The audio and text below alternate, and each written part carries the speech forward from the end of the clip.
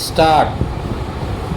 अध्यक्ष महाराज, माननीय सदस्यांनी या चर्चेच्या निमित्ताने मराठवाड्यातील शिक्षकांच्या ज्या तक्रारी सरकारच्या निदर्शनास आणलेल्या आहेत आणि आत्तापर्यंत शिक्षकांच्या ज्या ज्या तक्रारी शिक्षण खात्याकडे आलेल्या आहेत त्या सर्व तक्रारीची शिक्षण खात्याने नोंद घेऊन ज्या तऱ्हेने व्यवस्था व सोय करावयास पाहिजे होती त्या तऱ्हेने ती केली आहे व शिक्षकांना योग्य तो न्याय दिलेला आहे.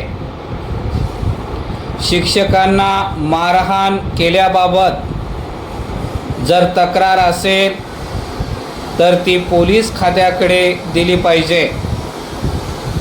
त्या तक्रारीबाबत पोलीस खात्याकडून जे काही व्हावयाचे असेल ते होईल. इतर ज्या तक्रारी शिक्षण खात्याकडे आल्या होत्या त्यांची दखल घेण्यात आली आहे. एखाद्या खेड्यात शिक्षकांना काही त्रास होत असेल, विशिष्ट गावात त्रास देणारे काही लोक असतील तर अशा शिक्षकांनी जे कोणते गाव मागितलेले असेल ते देण्याबाबत शासनाने जी कारवाई केली आहे त्या सर्वांची यादी माझ्याजवळ आहे. तरीही आणखीन काही तक्रारी असतील तर माननीय सदस्यांनी त्या कृपया माझ्याकडे द्याव्या व आवश्यक तर त्याबाबत माझ्याशी केव्हाही चर्चा करावी. मी त्या तक्रारी दूर करण्याचा अवश्य प्रयत्न करेन.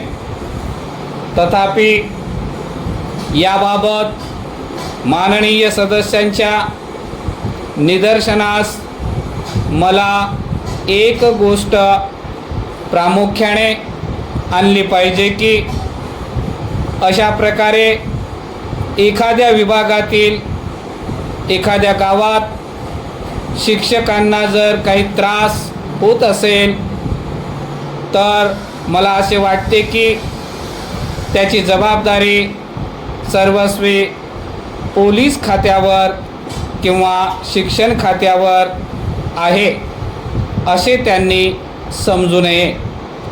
त्याचे कारण असे की एखाद्या विभागात सामाजिक परिस्थिती ज्या तऱ्हेने सुधारावयास पाहिजे त्या तऱ्हेने ती न सुधारल्यामुळे असे प्रकार घडत असण्याची शक्यता असते.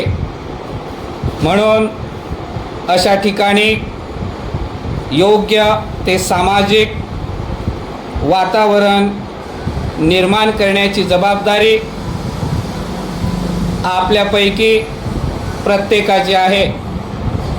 एक नागरिक म्हणून हे वातावरण निर्माण करण्याचा आपण प्रयत्न केला पाहिजे.